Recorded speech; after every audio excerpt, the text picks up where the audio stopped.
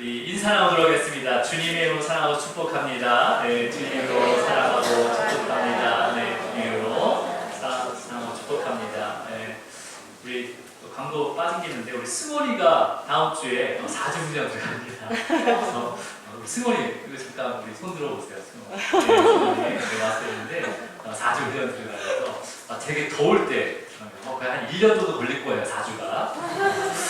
그래서 잘 또 다치지 말고 잘 닫고 또 다시 복귀하시기 바랍니다. 네. 그리고 우리 잘 다녀올 수 있도록 기도해 주세요. 자, 인사했죠 우리? 자, 이제 우리가 이제 마지막 이제 다음 주부터 10계명을 받을 거예요. 그러니까 다음 주에는 정말 마음을 잘 닫아두시기 바랍니다. 하나님의 계명을 받는 거니까 잘 닫아두시고 이제 이 계명 받기 전까지 하나님께서 막 여러 가지로 이렇게 준비시키고 또 여러 가지로 이렇게 말씀하시는 게 있습니다. 그래서 오늘 마지막 이제 19장 마지막 부분에서 하나님께서 이제 굉장히 이렇게 강조하는 부분이 있어요. 이제 그게 뭐냐면 경계를 지켜야 된다라고 계속 반복해서 말씀하시는 게 있습니다. 그 경계가 무엇인지를 우리가 왜 이렇게 강조하시는지를 우리가 오늘 말씀을 통해서 함께 묵상하고 또 나누도록 하겠습니다. 하나님께서는 이제 시내산에 분명히 내려오신다고 했어요. 3일 셋째 날에. 그 다음에 이 셋째 날이 되기까지 너희가 성결해야 하고 옷을 빨아야 한다라고 이제 두 가지 조건을 주셨죠. 그래서 이 성결이라는 단어는 뭐 이제 옷이 깨끗하다라는 의미도 있지만은 그 거룩이라는 단어에서 왔다고 말씀을 드렸어요. 그렇죠? 거룩하고 또 분리되고 그 다음에 깨끗하게 하다는 의미가 있지만 지금 그 당시에 이스라엘 백성들의 성결은 어떤 의미냐면 기존의 그 430년 그 조상으로부터 계속 경험했던 애굽에서 경험했던 수많은 우상들이 나도 모르게 내 마음속에 들어가 있었다는 거죠. 그것을 이제는 성결케 하는 거죠. 깨끗하게 마음속에서 지우고 이제는 모든 마음을 하나님께로만 향해야 된다라는 것을 말씀을 하셨어요. 그래서 이제 그거에 대한 다짐으로 니네 옷을 빨아라. 내가 어떻게 하냐. 니네가 그렇게 마음을 가졌는지 알 수가 없으니까 니네 옷을 빠는 것을 보고 내가 내가 마음을 하나님께 향했구나라는 것을 알 수 있겠다라고 이제 현실적으로 말씀을 해주신 거죠. 그래서 그 다짐 가운데 이스라엘 백성들이 한 명도 빠짐없이 옷을 빨았을 거예요. 그렇죠? 그냥 의무적으로 그냥 왜 빨라고 하지 그런 게 아니라 이것을 빨면서 나의 과거 가운데 정말 애굽의 모습들을 돌아보는 거죠. 우리가 손 씻을 때도 어떻게 해요? 내가 그냥 씻는 게 아니라 내가 뭘 만졌으니까 이거 씻어야 되지 하면서 기억하는 것처럼 그 옷을 빨면서 내 과거의 그 삶을 돌아보고 그 다음에 다시 회개하면서도 이제는 하나님만 바라보겠습니다 라는 이제 결단을 하게 되는 거죠. 자, 여러분 이번 한 주 동안 지난 한 주 동안 여러분의 마음을 어디에 더 많이 향하고 있었습니까? 네. 자, 속으로 대답하세요. 저한테 얘기하지 마시고. 하나님만 바라보고 걸어왔어요? 네. 우리가 육신의 옷. 저희도 식당 가서 뭘 먹다 보고 조금만 묻어도 어떻게 돼? 하잖아요. 그죠? 그리고 또 땀이 나도 땀을 식혀가지고 말려가지고 입어야 되겠다는 게 아니라 땀이 젖었어도 벗어버리잖아요. 그리고 꼭 땀이 안 나고 더러지지 않더라도 어느 정도 내가 정한 시간이 있으면 그 옷들을 깨끗하게 속옷 안 보이니까 속옷은 한 며칠 입는 거 아니잖아요. 그죠? 그래서 갈아입잖아요. 그렇죠? 근데 육신의 이 모습들은 우리가 관리를 한단 말이에요. 보여지니까. 근데 우리 보여지지 않는 우리의 영혼과 우리의 마음의 옷을 빠는 시간을 얼마나 가졌나. 그리고 우리의 마음과 영혼, 우리가 어떻게 빨 수 있어요? 빨 수 있는 시간이 있어요? 시간을 내야 되는 거죠. 너무 바빠서 기도할 수 없어. 내야 되는 거죠. 낼 수 있도록 기도해야 되고 그 시간을 분별해야 되는 거죠. 말씀을 읽는 시간, 진짜 읽으면 그래도 읽어야 되는 거예요. 자기 위해서라도 읽어야 되는지 어쨌든 읽어야 돼요. 한 절이라도 읽어야 되는 거예요. 그런 시간이 우리의 삶을 돌아보게 하시고 우리 옷을 빨게 하는 시간이라는 거죠.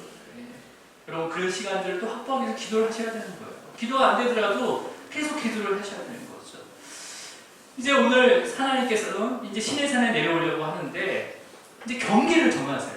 근데 이 경계를 왜 정하시는지를 이제 우리가 함께 묵상을 할 거예요. 우리 12절을 읽어볼게요. 오늘 본문이 시작되는 12절 말씀 함께 읽습니다. 시작. 너는 백성을 위하여 주의 경계를 정하고 이르기를 너희 산과 산에서 오르거나 그 경계를 침범하지 말지니 산을 침범하는 자는 빨고 옷을 빨고 이번에는 경계를 하나님께서 정하셨고 이 경계를 침범하지 말아라 라고 말씀하시는 거죠. 내가 내려올 테니까 그 경계를 침범하지 말아라. 근데 이 경계를 정한 이유가 뭘까요? 앞에 보면 백성을 위해서 경계를 정했다라고 말씀하고 계시죠. 자, 근데 또 이 백성을 위한다는 것은 어느 정도까지 위하냐면 이 죽임을 당할 거다. 죽지 않도록 백성을 위해서 경계를 정하고 있는 거예요. 보면 마지막에 반드시 죽임을 당할 것이다. 그 경계를 침범하는 자, 그 산을 침범하는 자는 반드시 죽임을 당할 것이다 라는 거니까 이 경계를 정한 이유는 뭐예요? 이스라엘 백성들을 위해서 어떤 걸 위한 거예요? 목숨을 위해서 경계를 정한 거죠. 그렇죠? 그러니까 이스라엘 백성들을 죽음으로부터 보호하기 위해서 경계를 정한 거예요. 여러분 지금 언약은 누구랑 맺는다고 했어요? 이스라엘 백성들과. 근데 계약을 맺으려면 부동산도 매수자와 매도자와 같이 만나야 되는 거잖아요. 근데 만나지 않도록 경계를 정한다는 거예요. 근데 그 경계를 넘어오면 죽는다는 거죠. 이 계약이 성립이 되는 거야, 안 되는 거예요? 이게 안 되는 거잖아요. 안 되는 거죠. 근데 그 이유가 있다는 거죠, 여러분, 하나님께서는요, 이스라엘 백성들과 언약을 체결하기 위해서 내려온단 말이에요. 내려오시지만, 하나님께서 그냥 탁 내려온 게 아니라, 하나님의 영광 가운데, 거룩한 빛 가운데로 내려오시는 거예요. 근데 우리 안에, 아무리 우리가 성결케 한다고 하더라도, 옷을 빤다 하더라도, 우리 안에 그 작은 죄가 있을 수 있다는 거죠. 십계명을 아직 율법과 십계명, 613개의 율법과 십계명을 받지 않은 상태이기 때문에 죄가 뭔지도 모르는 무지한, 죄에 대해서 무지한 이스라엘 백성들이란 말이야. 맞죠? 이스라엘 백성들이 죄에 대해서 무지하기 때문에 우리가 얼떨결에 딱 가게 되면 그 거룩한 빛 가운데 우리는 다 어떻게 돼요? 심판을 받게 되는 거죠. 심판. 여러분, 세상의 심판은 죄의 무게에 따라서 형량이 정해지고 최고의 그 형량이 뭐예요? 죽음이잖아요. 사형이잖아요. 근데 하나님의 심판은요, 딱 두 가지예요. 죽음과 구원, 둘 중에 하나입니다. 죄의 크기를 재는 게 아니에요. 내가 너보다 덜 죄했으면 나는 조금 괜찮을 거야. 그게 아니에요. 그냥 무조건 죽음이에요. 하나님의 심판은 무조건, 죄인이면 다 무조건 죽음인 거예요. 자, 그러면 여러분, 하나님께서 시내 산에 내려오시기 전에 경계를 정하는 게 뭐예요? 아직 죄로부터 무지한 백성들, 내가 어떤 죄가 있는지도 모르는 그 백성들을 살리기 위해서 하나님께서 경계를 정하는 거죠. 그리고 누구를 통해서 중재되는 거예요? 모세를 통해서 중재되는 거죠. 네. 그래서 모세를 통해서 언약을 체결하고 이 체결한 언약은 백성들이 다 함께 지키겠습니다라는 맹세와 동시에 하나님과 맺어진 언약이 되는 거죠. 그래서 이 모세가 바로 중보자 예수 그리스도를 예표합니다. 자, 그러면 하나님께서는 이 심판에 이르지 않도록 거리를 두시면서 경계를 정하시는 거죠. 이 라인을 넘어가게 되면 그 거룩한 빛 때문에 죽기 때문에 너는 여기에 있어야 된다라는 거죠. 여러분, 이렇게 우리가 확인할 수 있는 것은요, 이미 창세기에 하나님께서 그 경계를 통해서 생명을 살리는 일들을 보여주셨습니다. 어떤 거였냐면, 여러분, 아브라함 때 죄악이 아주 가득한 지역이 있었어요. 어디입니까? 소돔과 고모라. 지금 우리가 사는 세상이 소돔과 고모라 같은 곳이에요. 이곳에 하나님께서 심판하려고 내려오셨어요. 그렇죠? 내려오셨을 때 거기 소돔과 고모라에 누가 살고 있었어요? 아브라함이 가장 사랑하는 조카 롯이 있었잖아요. 롯의 가족들이 있었잖아요. 그래서 이 롯의 가족들을 하나님께서 성 밖으로 끌어내립니다. 끌어내가지고 들에도 머물지 말고 그 다음에 산으로 도망가라 라고 하면서 이 산으로 도망가야지만이 멸망에서 피한다 라고 말씀하십니다. 그러니까 산으로 도망가라는 것은 이 산이 경계선이라는 거예요. 이 산 너머로 가야 한다는 거죠. 예. 여러분, 만약에 롯의 가족에게 죄가 없다면 도망갈 필요가 없잖아요. 두려워할 게 없잖아요, 사실은요. 그죠? 근데 누구나 죄가 있다는 거죠. 아브라함은요, 그 천사들에게 소돔과 고모라를 심판할 것이라는 얘기를 들었어요. 들어가지고 그곳이 이제 롯이 살고 있으니까 이제 아브라함이 이제 딜을 하는 거죠. 어떻게 딜을 합니까? 소돔과 고모라에 의인 50명 있으면 멸하지 않지 않겠습니까? 멸하는 것을 제하지 않겠습니까? 막아주지 않겠습니까? 그러니까 그래, 50명이면 내가 오케이, 멸하지 않겠다 했어요. 잠시 있다가 아브라함이 계산 머리를 굴리는 거죠. 만약에 그러면 45명이면 멸하지 않겠습니까? 하나님께서 아주 흔쾌히 오케이. 그러다 또 아브라함이 고민을 한 거죠. 40명 해서 이제 40명, 30명, 20명까지 내려가요. 그러면서 정말 죄송한데 10명까지만 있어도 멸하지 않겠습니까? 하나님께서는 오케이. 그런데 이 룻의 가족을 포함해도 10명이 안 되는 거예요. 그래서 멸망당할 수밖에 없었다는 거죠. 근데 그 와중에 하나님께서 긍휼을 베풀어서 그 롯의 가정을요, 그 산 너머로 하나님께서 끌어냈다는 거예요. 그 경계에서 벗어나게 했다는 거죠. 심판의 경계에서. 창세기 19장 17절 한번 읽어볼게요. 19장 17절. 우리가 한번 읽었던 말씀이죠. 시작. 그 사람들이 그들을 밖으로 이끌어낸 후에 이르되 도망하여 생명을 보존하라. 돌아오거나 들에 머물지 말고 산으로 도망하여 멸망을 면하라. 그러니까 지금 산으로 도망해야지만 멸망을 면할 수가 있으니까 산이 경계선이 되는 거예요. 하나님께서 산을 경계선으로 정한 거죠. 여러분, 하나님께서는 진짜 신의 산에 내려온 게 심판은 아니에요, 그죠? 근데 심판은 아니지만 하나님의 그 거룩함으로 인해서 충분히 그 아직 죄에 대한 무지함으로 인해서 그 경계를 정하지 않으면 이들은 하나님한테 오는 동안에 그 빛 가운데 심판받아 죽을 수밖에 없다는 것을 너무나 알고 있었다는 거죠. 근데 그걸 막으면 사람들 그럴 수 있잖아요. 아니 계약 맺어놓고 왜 막는 거예요? 지 죽는 것도 모르고. 그럴 수 있다는 거죠. 무지하기 때문에. 자, 우리 13절을 읽도록 하겠습니다. 13절 본문 19장 13절 시작. 그런 자에게는 손을 대지 말고 돌로 쳐 죽이거나 화살로 쏘아 죽여야 하니 짐승이나 사람을 막론하고 살아남지 못하리라 하고 나팔을 들게 불거든 산 앞에 이를 것이니라 하라. 지금 하나님께서는요, 그런 자에게 손을 대지 말라는 거예요. 그런 자는 누구예요? 경계를 넘는 자, 산을 침범하는 자, 그런 자에게는 손도 대지 말라는 거예요. 손 대는 자들은 짐승이든 사람이든 다 죽는다는 거죠. 여러분, 여기서 손을 댄다, 손을 대지 말아라 라는 게 어떤 거예요? 어떤 말이에요? 그 손을 댄다는 것은 사람 딱 이렇게 대가지고 같이 된다는 게 아니라 그 사람, 경계를 넘어가는 사람들을 뒤따라가지 말라는 거예요. 거기에 휩쓸려서 넘어가지 말라는 거죠. 무슨 말인지 아세요? 손을 대지 말라는 것은 그냥 의미적으로 이렇게 손을 대는 게 아니라 그 사람이 산을 침범하고 경계를 넘어가잖아요. 그러면 그 넘어가는 거에 휩쓸려가지고 자기도 막 쭈쭈쭈 따라가서 넘어가지 말라는 거죠. 그러면서 뭐라고 하는 거예요? 그들과의 관계까지 끝이라도 넘어가면 안 된다라는 거예요. 끝이라도 넘어가죠. 그가 나의 정말 가장 사랑하는 사람인데도 불구하고 몇 번이라도 권면하고 했는데도 불구하고 넘어오지 않는다면 끝이라도 자신을 넘어가지 말아야 된다는 거죠. 너도 이거 해? 나도 이거 할 거야. 그런 개념이 아니라는 거죠. 너도 이거 하니까 나도 같이 할게. 그런 개념이 아니라는 거예요. 여러분, 우리 이제 앞으로 보겠지만은 모세가 시내산에 총 3번 올라가요. 3번. 네, 알고 계시죠? 원래. 네. 제가 이 표를 하나 드렸습니다. 이게 지금 반짜리라서 드렸는데 이거 다 주보에 껴진 거 받으셨어요? 네.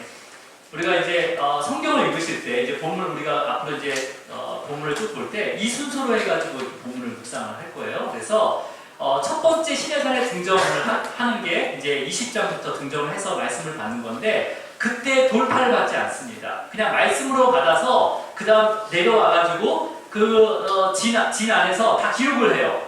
기록을 하고 백성들에게 다 지키겠습니다 맹세를 받습니다. 그러고 나서 두 번째 여호수아가 올라갔을 때 그때 내려올 때 금송아지를 만들어요. 그러니까 두 번째 시내산에 올라가서 내려올 때 금송아지를 만드는 거예요. 40일 동안 내려와가지고. 자, 그렇다면 여러분 이 시내산에 두 번째 올라가세요. 40일 동안 내려오지 않아요. 왜냐하면 성막의 식양이라든지 너무 디테일하게 하나님께서 말씀하시기 때문에 너무 많은 거죠. 받아 적을 게. 그래서 이제 늦게 내려온단 말이에요. 늦게 내려오니까 이 밑에서는 시내산 밑에서는 뭐라고 해? 사람들이 우리 지도자가 없어졌다. 어떡할 거냐? 우리를 어떻게 인도할 거냐? 하고 난리가 나는 거죠. 그래서 백성들이 부추겨요. 누굴 부추기냐면 아론을 막 부추긴단 말이에요. 그래서 아론이 사실은 하나님과 모세와 아론이 항상 같이 있었으니까 좀 이게 믿음이 강할 줄 알았는데 홀딱 넘어가 버린 거예요. 넘어가서 뭘 만들어요? 금송아지를 만들어요. 금송아지. 여러분, 이 금송아지를 만들었다는 건 뭐예요? 이미 그 이스라엘 백성 안에 하나님 외에 다른 신이 있었다는 거잖아요. 그냥 오케이 하고 갑자기 아이디어가 깨어나서 금송아지가 만든 게 아니라 오랫동안 그 마음 가운데 금송아지가 남아 있었다는 거예요. 나 외에 다른 신을 두지 말라 했는데 두고 있었다는 거죠. 그러면서 형상을 만들어 버린단 말이에요. 금을 다 모아가지고. 그 뭐야? 두 번째 계명이 나 외에 다른 형상을 만들지 마라 하는 두 번째 계명까지 깨버린 거죠. 그러면서 아론이 뭐라고 얘기하냐면 이 송아지가, 이 금송아지가 우리를 애굽에서 인도하는 너희의 신이다, 우리의 신이다라고 얘기합니다. 그러면서 하나님의 이름을 망령되이 걸었습니다. 그러니까 한 번에 세 개의 계명을, 제가 무슨 단어가 나오는데 안 쓰겠어요. 그래서 한 번에 세 개의 계명을 어겨버린 거죠. 어겨버린 거죠. 그러면 한 개만 어겨도 어떻게 되는 거예요? 계약은 깨진 거예요. 세 개나 어겼어요. 그럼 완전히 깨진 거죠. 그래서 모세가 돌판을 깬 것은요, 자기가 분해서 깬 게 아니라 내려가 보니까 막 춤추고 금송아지 주위에 둘러서 막 신나게 춤추고 그래서 깬 게 아니라, 열받아서 깬 게 아니라 하나님의 계약이 깨졌다라는 의미로 던진 거예요. 의미가 없잖아요. 여러분, 계약이 깨졌는데 집에 그 계약서를 잘 들고 있어요, 이거를? 아니잖아요. 그냥 찢어버리는 거잖아요. 그거랑 똑같은 거거든요. 근데 하나님께서는 이 백성들을 모세가 내려가지 않는데 다 멸망시키겠다 모세에게 얘기했어요. 산 위에서. 지금 밑에서 난리가 났다. 그래, 이 백성들을 다 진멸하겠다. 멸망하겠다 하겠어요. 근데 모세가 뭐였는지 알았어요? 안 된다. 안 된다. 하나님께서 이렇게 이스라엘 백성들을 출애굽했는데 그들에게 어떤 모습, 어떤 하나님으로 보이겠냐고 하면서 하나님한테 신호를 합니다. 그래서 하나님께서 멸망을 멈추게 되죠. 그래서 모세가 딱 내려왔어요. 내려와가지고 그 언약의 돌판을 깨버리고요. 이스라엘 백성들에게 뭐라고 하냐면 너희가 원수의 조롱거리가 되었다라고 선포하면서, 그러면서 이제 죄 인상 나와서 이제 뭐 떠나 뭐 그렇게 하는 게 아니라 회개할 기회를 줍니다. 율법이 선포된 다음에 첫 번째 회개의 기회를 줘요. 자, 우리 출애굽기 32장 26절을 보겠습니다. 26절 시작. 이에 모세가 진문에 서서 이르되 누구든지 여호와의 편에 있는 자는 내게로 나오라 하매 레위 자손이 다 모여 그에게로 가는지라. 그래서 율법 가운데 첫 번째로 회개한 우리들이 레위지파. 그래서 레위지파에게 복을 내리시죠. 여러분, 여기서 보세요. 누구든지 여호와 편에 있는 자는 내게로 나오라라고 얘기해요. 모세 앞으로 나오라는 거예요. 예. 그럼 모세 앞에 나오게 되면 어떻게 된다는 거예요? 용서하겠다는 거죠. 이제 니네가 네 마음에 네 마음을 향했던 그 송아지에 향했던 그 마음을 이제 돌이켜가지고 여호와 편에 있는 자, 여호와를 향해서 서 있는 자들은 이제 뭐 하겠다는 거예요? 다시 너희를 세워주겠다는 거예요. 살리겠다는 거죠. 그래서 레위 자손들이 다 그에게로 가는 거예요. 야, 잘못했습니다. 우리가 잘못해서 정말 금송아지를 만들었군요 하면서 그것을 돌이키고 다시 하나님 앞에 향하면서 모세 앞에 가게 되는 거죠. 근데 몇 명이 다시 돌아오지 못했는지 아세요? 네. 다음에 보겠지만 3,000명이 다시 돌아오지 않아요. 3,000명. 네. 여러분, 레위 자손들은 회개하면서 자신이 넘었던 경계, 그죠? 넘었던 경계를 다시 넘었지만 다시 돌아왔어요. 근데 경계를 넘었지만 다시 돌아오지 않는 자들이 3,000명이나 됐단 말이에요. 이들은요, 레위 자손들에게 죽임을 당합니다. 죽임을 당해요. 근데 여러분, 이 3,000명이 이방 사람이 아니에요. 다 형제 아홉, 형제 하나 걸러 다 친척들이에요. 그러니 하나님께서 어떻게 된 거예요? 아까 우리가 말씀을 묵상할 때 뭐라고 했습니까? 손을 대는 자, 손을 대지 말고, 그러니까 끊어버리라고 했잖아요. 그 레위 사람들은요, 그 형제의 의를 다 끊어버린 거죠. 돌아오지 않았기 때문에. 그러니까 돌아와야 되는 거예요. 돌아오지 않으면 끊어버리고 그 레위 형제를 통해서 심판을 하게 만든 거예요. 여러분, 하나님의 정하신 경계를 넘으려 하지 마세요. 네, 넘으려 하지 마세요. 그리고 의심도 갖지 마세요. 의심도 갖지 마시고 거기에 휩쓸리지도 마시기 바랍니다. 네. 여러분 아담과 하와 있죠? 아담 하와가 하나 처음으로 경계를 하나 주셨어요. 경계를 하나님이 정하신 경계가 있었어요. 아담과 하와에게 어떤 경계였습니까? 선악과를 먹지 마. 그게 유일한 경계였단 말이에요. 근데 이걸 넘었어요? 안 넘었어요? 넘었어요. 스스로 넘은 게 아니라 누구에 휩쓸려서? 예, 사람 뱀의 말에 휩쓸려가지고 그 선악과의 열매를 손을 대게 된 거죠. 예, 경계를 넘은 거예요. 그러니까 뱀의 말에 휩쓸려가지고 유혹당해서 하나님이 정하신 경계를 넘어가게 된 거죠.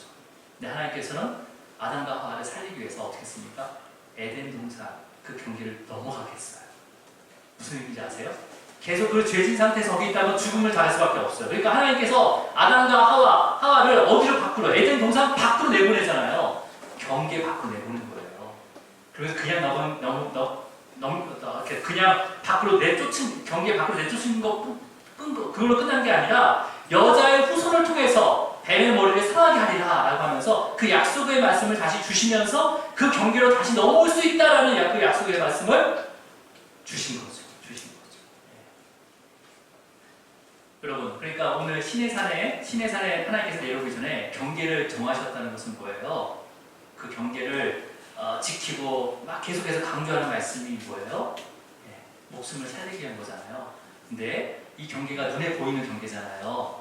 근데 이제 20장부터는 말씀의 경계를 주신단 말이에요. 그 말씀의 경계가 뭡니까? 바로 십계명과 율법이에요.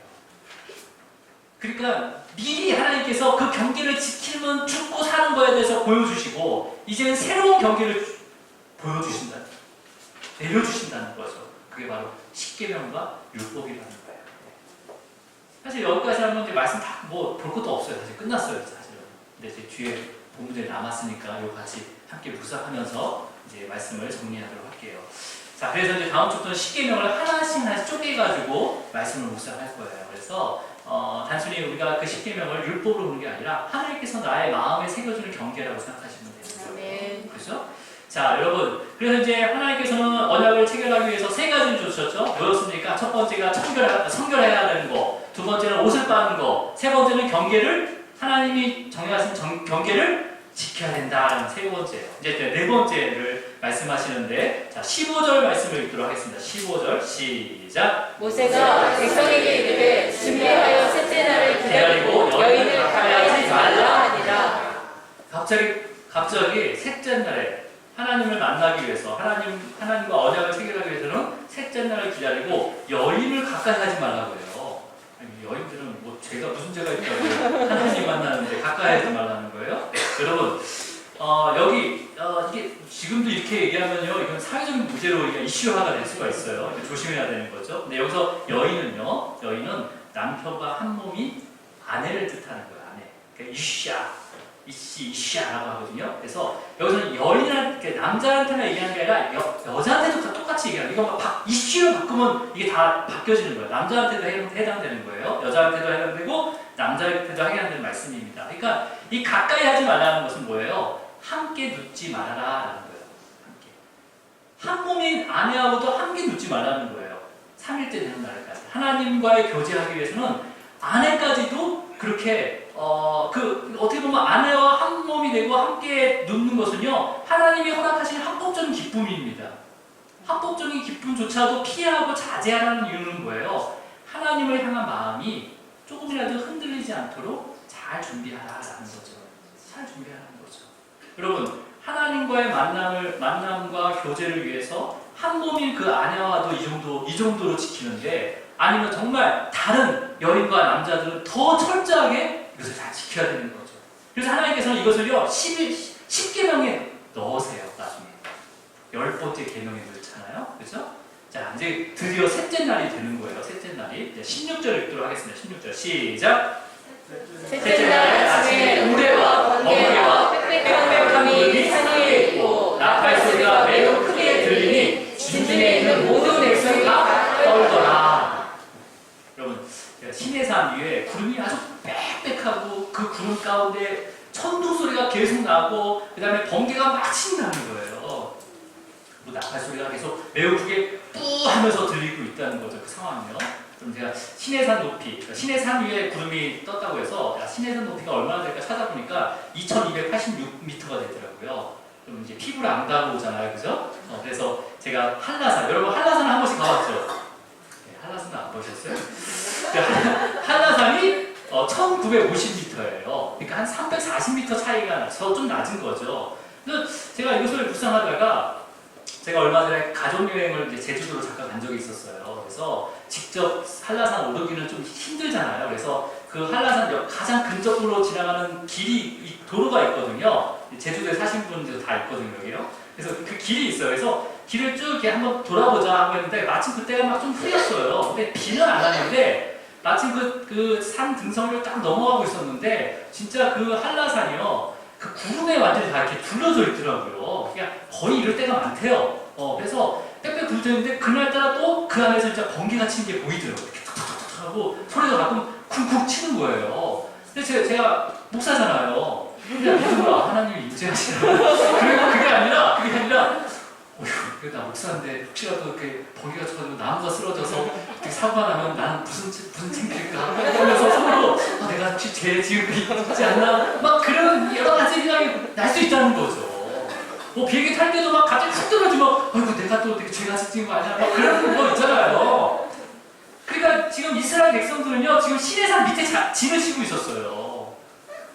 하나님께 약속하신 그 셋째 날에 딱 도달하니까 밤부터 비쳤던 그 불기둥이 없어진 거죠. 그 불기둥이 뭘로 바뀌어야 되는 거 원래는? 구름길로 바뀌어야 되는데 그 구름길에 어디가 있어요? 시내산 위에 빽빽하게 있는 거예요, 여러분. 그러면서 그 안에서 천둥이 치고 번개가 막 삐져나오면서 나팔 소리가 뿡 나는데 누가 그런 상황 가운데 두렵지 않은 사람이 어디 있겠어요? 그럼 갑자기 대낮에 갑자기 흑암이 쫙 흐르면서 막 번개가 막 여기저기 치면 여러분 두려워 안 두려워요? 네? 미친처럼 막 돌아다니지 않잖아요. 막 집에 가 있잖아요. 그렇죠. 이들은 진짜 이스라엘 그 진 앞에 시내산 앞에 그런 빽빽한 구름 안에 하나님이 임재하신다는 그런 모습 가운데 그걸 보니 얼마나 두렵고 떨겠어요. 근데 모세는 하나님이 임재하신 줄 알았다는 거죠. 그곳에 하나님이 임재하셨구나라는 것을 알았다는 거죠. 그래서 두려워 떨고 있는 이스라엘 백성들을 진에서 이끌어서 하나님을 맞이하기 위해서 산 기슭으로 오르게 됩니다. 어떻게 알았을까요?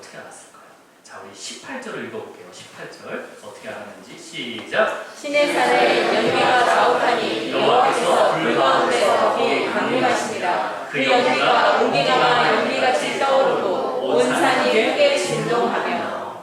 지금 그러한 빽빽한 그런 가운데 그 연기가 갑자기 연기가 구름이 아닌 연기가 자욱한 거예요. 근데 그 연기가 옹기가마 연기처럼 떠오르고 있다는 거예요. 여러분 이 표현이요 어디에도 있었냐면 아브라함 때도 한 번 있었습니다. 우리가 처음에 할 때 소돔과 고모라 심판하실 때 아브라함이 멀리서 소돔과 고모라가 하나님께서 임재하셔서 심판하셨다는 것을 어떻게 알았냐면요. 그 옹기가마 같은 연기를 보고 알았어요. 자, 우리 창세기 19장 28절 말씀 한번 읽어볼게요. 시작. 소돔과 고모라와 그 온 지역을 향하여 눈을 들어 연기가 옹기가마의 연기를 보았더라. 그래서 모세는 하나님께서 시내산에 강림하신 걸 아는 거죠. 그래서 나팔 소리가 점점 커지니까 이제 하나님께 말하기 시작하는 거죠. 우리 19절, 우리 본문절 19장 19절 읽을게요. 시작. 나팔 소리가 점점 커질 때 모세가 말한즉 하나님이 음성으로 대답하시더라. 모세가 말을 했다는데 어떤 말인지는 기록되지 않았지만 아마 하나님 이름을 불렀겠죠. 여호와여라고 부르든지 아니면 하나님 이제 말씀하여 주세요라고 이렇게 하나님 이름을 불렀을 거예요. 그래서 그때 하나님께서는요 모세에게 야 모세야 산 꼭대기로 올라와라 라고 말씀을 하십니다. 자 20절 말씀 함께 읽습니다. 시작. 여호와께서 시내산 곧 그 산 꼭대기에 강림하시고 모세를 그리로 부르시니 모세가 올라가네. 여러분 지금 앞에서 하나님께서 정하신 경계가 있었어요. 근데 그 경계를 넘으면 짐승이나 사람이나 막론하고 다 죽는다고 했는데 모세는 하나님의 말씀에 순종해서 그냥 넘어간다는 거죠. 그러니까 하나님 강림하신 그 시내산으로 올라가고 있는 거예요. 그 경계를 넘어서. 여러분 1년 전 모세의 모습을 보세요. 떨기나무 가운데 하나님께서 말씀하셨어요. 모세를 부르셨어요. 그 다음에 하나님의 음성 가운데 하나님의 지시 가운데 이제 애굽으로 가야 된다라고 했을 때 모세가 그냥 갔나요? 온갖 댈 수 있는 핑계를 다 대고 막 버텼잖아요. 근데 지금 이 모세의 모습은 어떠세요? 하나님께서 경계를 넘으며 죽는다고 했는데도 불구하고 이제 하나님이 부르시니까 그냥 간 거예요. 그냥 간 거예요. 그러면서 하나님께서는 모세에게 백성들에게 경고하라고 얘기해요. 경고하라. 무슨 어떤 경고인지 21절 읽어볼게요. 시작. 여호와께서 모세에게 이르시되 내려가서 백성을 경고하라. 백성이 밀고 들어와 나라 여호와에게로 와서 아니 죽을까 하노라. 여러분 지금 경고하는데 어떤 거냐면 백성이 밀고 들어와. 근데 뭘 밀고 들어오는 거예요? 하나님이 정하신 경계를 밀고 들어와서 하나님을 봄으로 인해서 죽을까 하노라라고 말씀하십니다. 여러분 여기서 밀고 들어간다는 것은 단순히 우리가 뭐 이렇게 사람을 밀거나 무슨 담을 밀고 들어가는 게 아니라 무너뜨리고 부서지게 파괴한다는 의미를 가지고 있는 거예요. 그러니까 하나님께서 정하신 그 경계를 무너뜨리고 파괴한다는 거죠.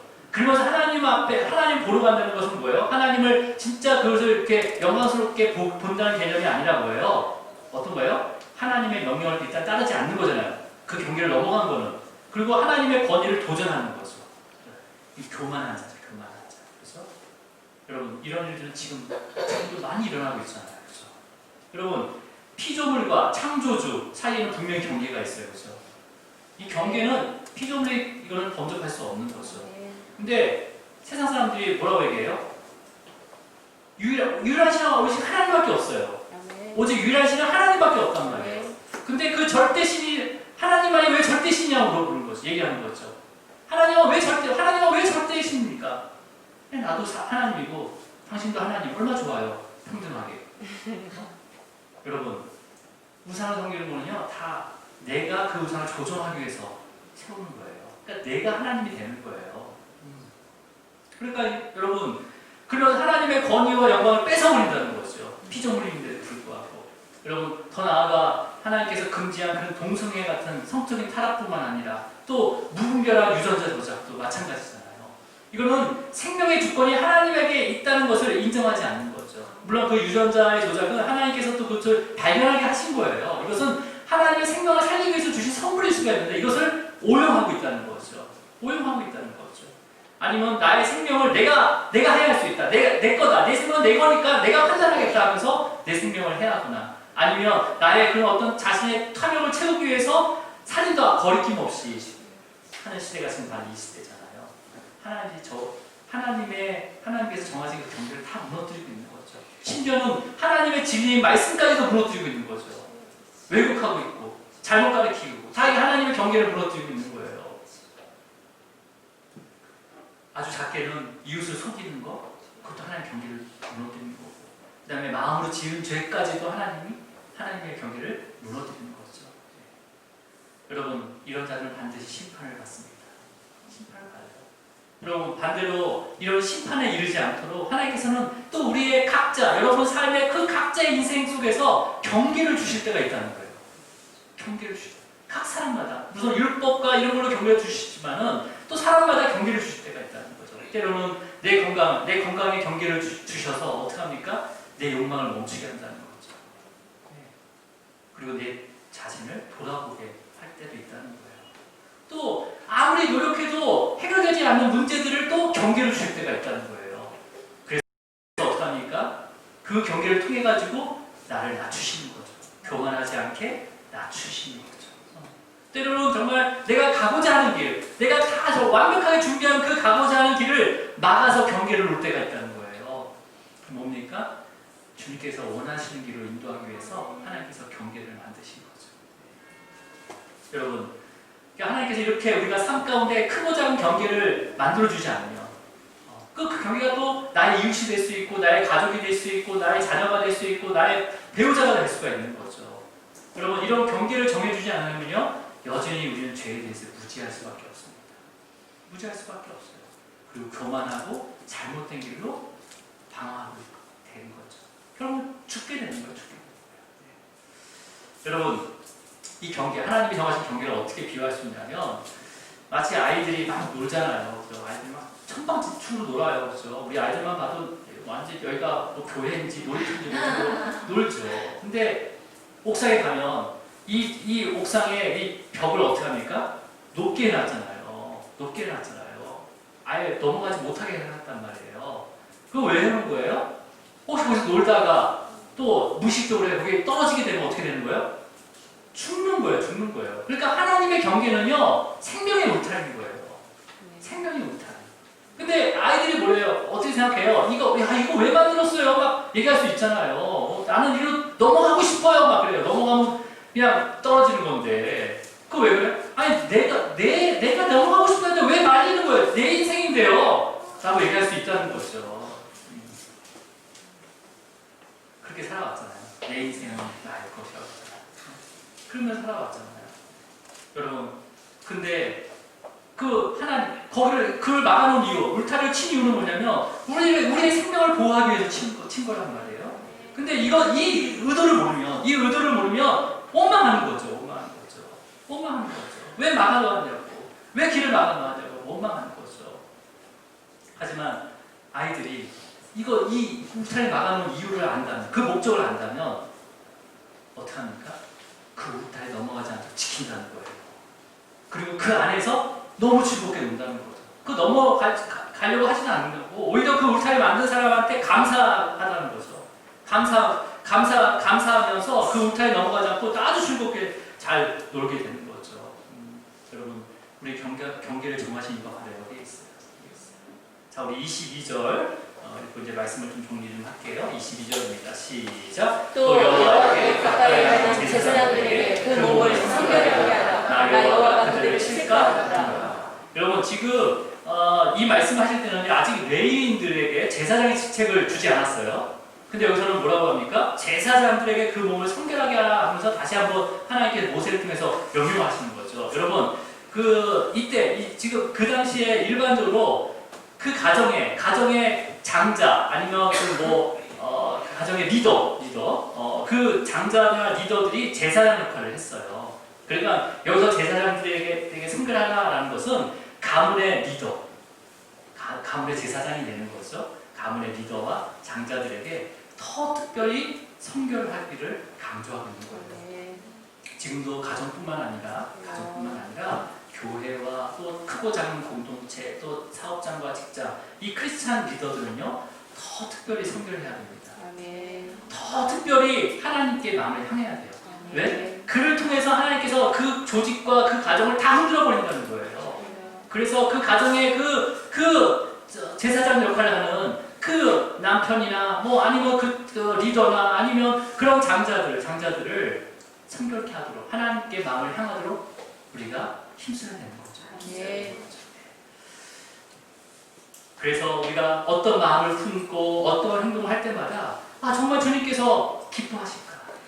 정말 주님께서 싫어하지 않을까 하면서 묵상을 해야 되는 거죠. 그러지 않으면요, 우리는 그냥 쑥 갈 수밖에 없는 죄인이에요. 당연한 거예요. 자, 모세가 이제 답변을 합니다. 23절 시작. 모세가 여호와께 아뢰되 주께서 우리에게 명령하여 이르시기를 산 주위에 경계를 세워 산을 거룩하게 하라 하신즉 백성이 신의 산에 오르지 못하리이다. 못하리이다. 모세는 아주 자신 있게 얘기하는 거죠. 철저하게 그 산의 경계를 만들어놨기 때문에 절대 산을 오르지 못할 거예요. 라고 대답을 해요. 이제 하나님께서 뭐라고 답변하는지 다시 한번 보겠습니다. 오늘 본문 구절이죠. 24절이에요. 시작. 여호와께서 그에게 이르시되 가라 너는 내려가서 아론과 함께 올라오고 제사장들과 백성에게는 경계를 넘어 나 여호와에게로 올라오지 못하게 하라. 내가 그들을 칠까 하노라. 지금 모세는 경계를 잘 지키고 있어요. 하나님 거룩한 산에 넘어가지 않을 거예요 라고 했는데도 불구하고 하나님께서 뭐라고 해요? 다시 한번 제사장들과 백성들, 아론과 너는 넘어오는데 제사장과 백성들은 경계 넘지 않도록 특별히 주의해야 된다. 넘어가게 되면 어떻게 된다고? 바로 죽는다 라고 얘기하는 거죠. 강조하는 거죠. 여러분, 여기서 경계를 넘어갈 때 이 넘어라는 단어는요, 앞에 우리가 묵상했던 밀고 들어오는 거, 한국말은 다르게 썼지만은 원어 히브리어는 똑같은 동사를 씁니다. 그러니까 이 제사장들과 백성들이 경계를 넘는다는 건 뭐예요? 하나님의 그 정해주신 그 경계를 무너뜨리고 파괴시킨다는 거예요. 그럼 그들은 반드시 죽는다라는 것을 다시 한번 잘 명령을 해야, 경고를 줘야 된다라고 얘기하는 거죠. 이제 말씀을 정리하면요, 하나님께서 정하신 경계를 넘으면 죽는 거고, 넘지 않으면 사는 거예요. 그죠? 아주 심플하죠? 심플하죠? 자, 근데 이스라엘 백성들 지금 이 본문 가운데 그 산의 경계를 넘었을까요? 안 넘었을까요? 한 명도 하나님께서 정하신 경계를 넘지 않았습니다. 왜 그랬어요? 왜 그랬어요? 보세요. 이스라엘 백성들이 셋째 날 아침에 딱 되니까 그 불기둥이 구름기둥으로 바뀐 게 아니라 그 구름기둥이 산으로 올라가 버리잖아요. 그래서 빽빽하게 산이 둘러지고 그 다음에 천둥과 번개와 그 다음에 나팔 소리와 그 다음에 옹기가마 같은 연기를 통해서 굉장히 두려운 거잖아요. 그러니까 두려움 때문에 도저히 누구라도 그 경계를 넘어갈 수 없었던 거잖아요. 그렇죠? 없었던 거예요. 그래서 한 명도 넘어가지 않았습니다.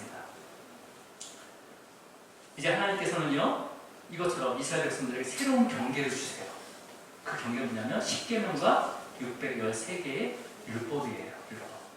자, 그렇다면 새로 생긴 경계도 진짜 너무 죽는 거니까 지켜야 되는 거죠. 그죠? 근데 여러분, 그 율법을 주신 다음에 하나님께서는 이스라엘 백성들에게 한 번도 나타나지 않았습니다.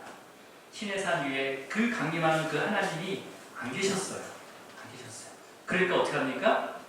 새로운 하나님의 경계인 그 율법과 십계명을 잘 지켰을까요? 안 지켰을까요? 안 지킨 거죠. 근데 그것을 우리가 볼 거예요. 여러분,